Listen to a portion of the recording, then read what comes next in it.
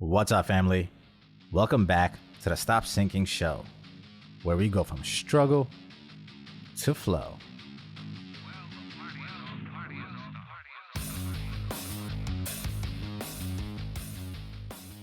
I was sitting by the pool today, staring at the clouds while small gnats and mosquitoes were flying all around me, landing on my arms, ants crawling around, and of course the occasional one that climbs up the chair, squirrels.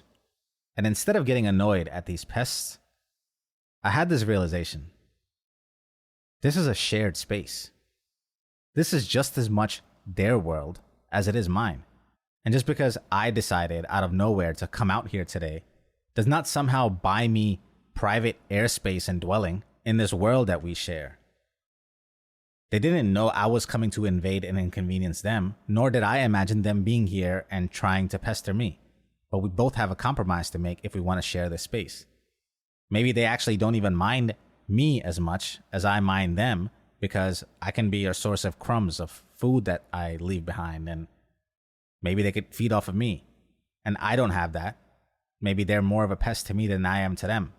But that doesn't make it any less of their world as it is mine. Either way, we share this space. And I think we often forget this, even with humans. We have gotten so used to connecting to the world through our phones from the comfort of our homes where everything is exactly how we like it, that when we are in the outside world, we often treat each other like we are annoyed that the other person even exists. Like it's almost an inconvenience to have to encounter other humans on our way to places, inside those places, and everywhere in between.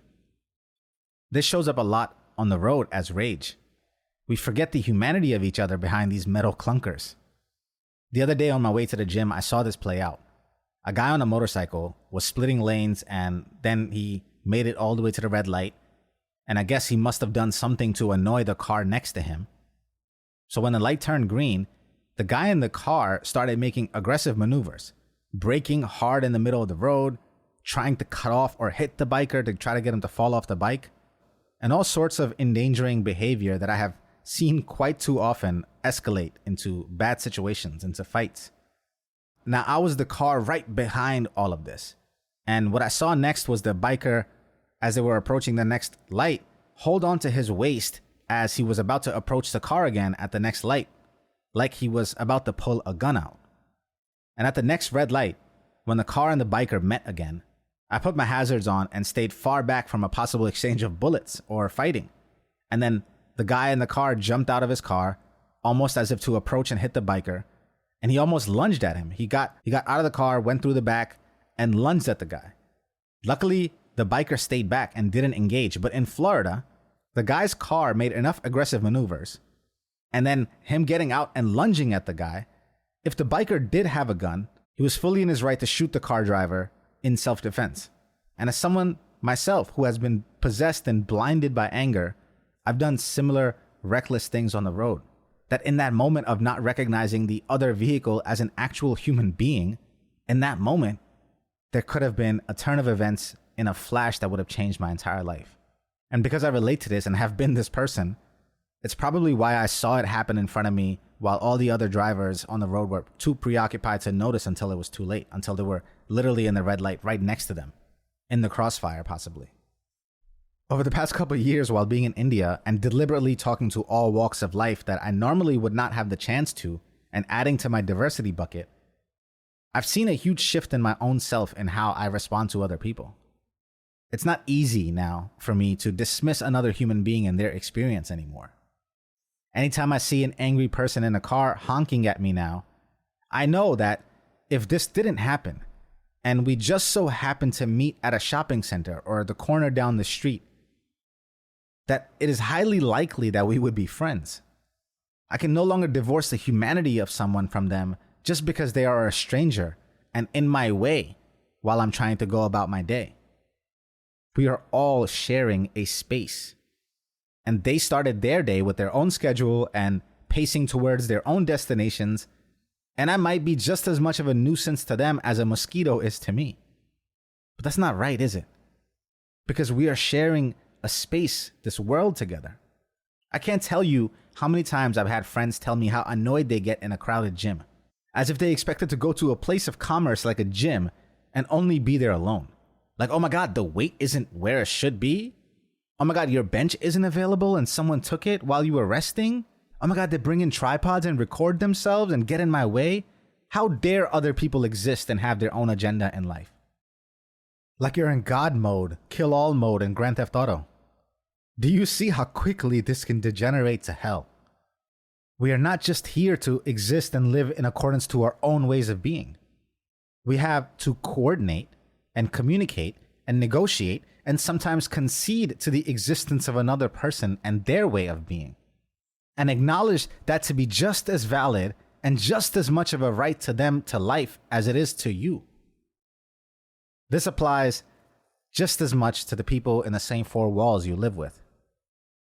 If you live with family, friends, a spouse, each one of them wake up each day with so many things in their own mind, in their own reality, reflecting their life. They have developed a way of being from years of living their life. And sometimes that doesn't always coincide with our way of being. And that's okay. Because that is what it means to cohabit a place with someone, this world with someone. That's what adds color to the experience of life. If everyone was the same color as you, how monotone would life be? And could you even handle another person being exactly like you? You'd probably get annoyed with your own mirrored reflection. This whole place is a shared space.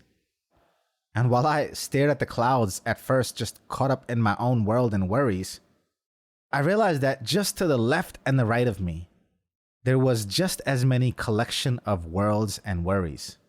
And if I can just only see myself in those moments, and all I did was look top down from a different height, from a ground floor, maybe I can only see myself, and maybe I can encompass the realities of the few people around me to my left and my right. But just one floor up, I can now see the realities of just that many more in my view. 12 floors up, I can almost connect to the worlds and worries of this entire block maybe the immediate local city.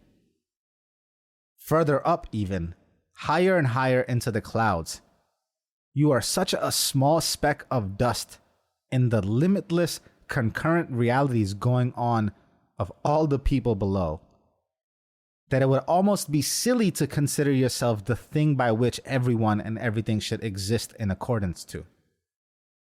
You are just a small fly, just sharing space. Love you, family. Stay true, always. I see you on the next show.